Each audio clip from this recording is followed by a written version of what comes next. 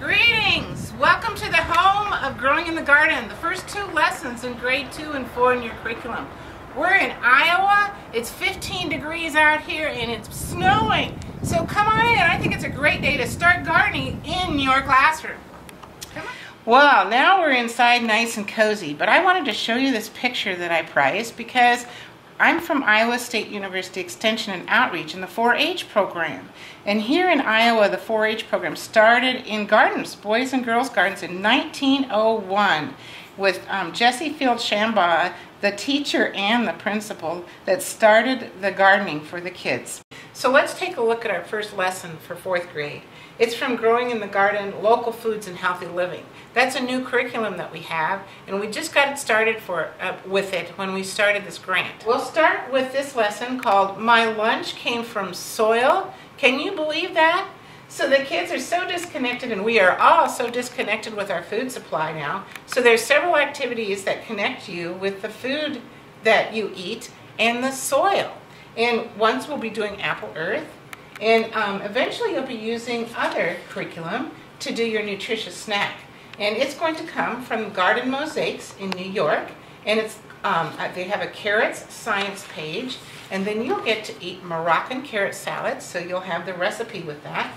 And then the science project for the week comes from a Nimitz Middle School, Los Angeles school district. And maybe some of you have taken off the top of the carrot and clipped off the top of the leaves to see what grows. Will a whole carrot grow if you cut off this and put it in a little water? That's the mystery. Sue Cook is our master teacher for all of these lessons, and she is working with Mrs. Meyer and Mrs. Brockman at Waverly School in Iowa. So let's go to Waverly and enjoy the lesson.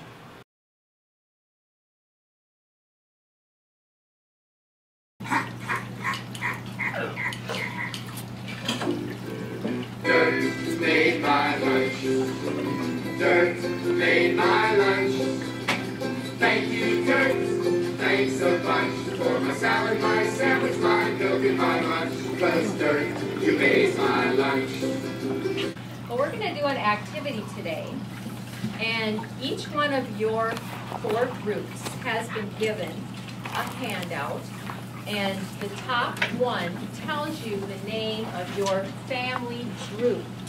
Well, every one of your groups is going to be making a meal that is a turkey sandwich, so that would be turkey and bread, berries, and milk or water.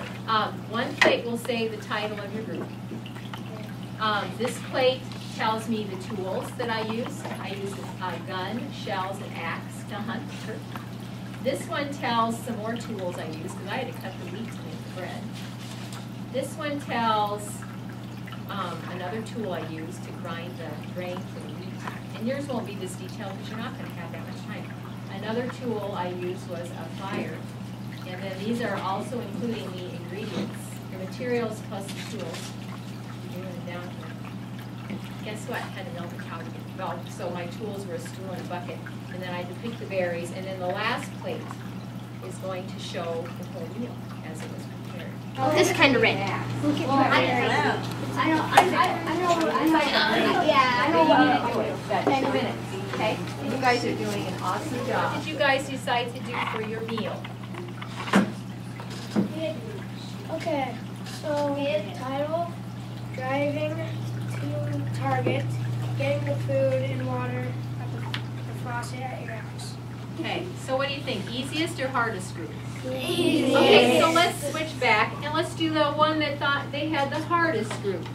So we start out with our apple. Isn't that a big apple? I thought I'm going to get the biggest, fattest apple I can find because it's going to represent planet Earth. And there's some similarities between planet Earth and an apple. Any idea what they would be? 4th graders usually know these things. Think about an apple, think about Earth. All right, so Mrs. Brockman's going to take planet Earth, and she is going to cut it into 4 pieces. I know, I brought her a really long knife because I wanted to make sure it would go through the apple. And she's going to take 3 pieces away, just lay them over here. And those 3 parts of planet Earth represent places on Earth where there is water. And if there's water, where do we have water on Earth that would take so much of our planet away? So she's got her little 1/8 left, and she's going to cut that into 3 parts.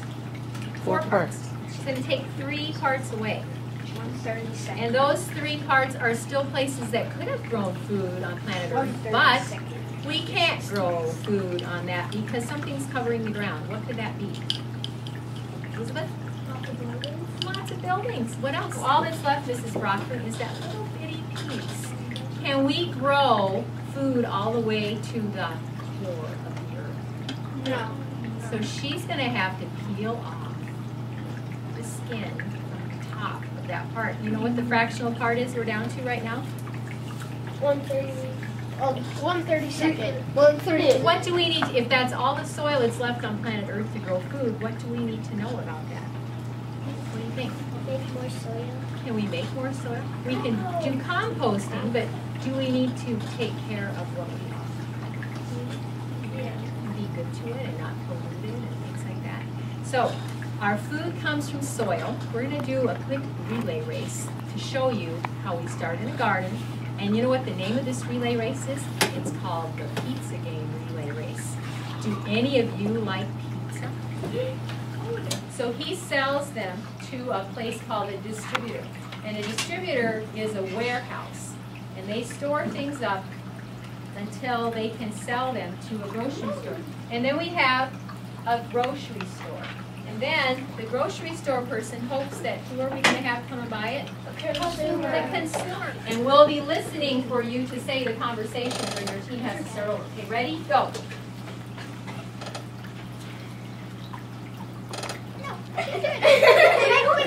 It's stuck. Do you need some pizza sauce? I have applesauce. I have apple chicken. Okay, say, Pizza sauce for sale. yay. Okay. In our pizza factory, you are going to be making cracker pizzas. And if we look, I'm going to have Mrs. Brockman be the model. Would you choose someone to go through the line twice so they can get one for you? Choose someone right now. Choose someone. Riley. No, wait, just wait. No, you choose someone. Emma. All right, so let's have those 4 people come and go through, and then you know what? The rest of you just get in line. And you guys go through once and then get in line and go through twice. Let's have all the other groups get in line behind them. Let's keep going. That would be our second. Just go through twice. I want everything. Still don't You're welcome. So on your desk, you have a mystery salad in a cup. So you're getting lots of things. The ingredients you told me from the pizza, you told me where they came from. They came from the garden, which originated in the soil.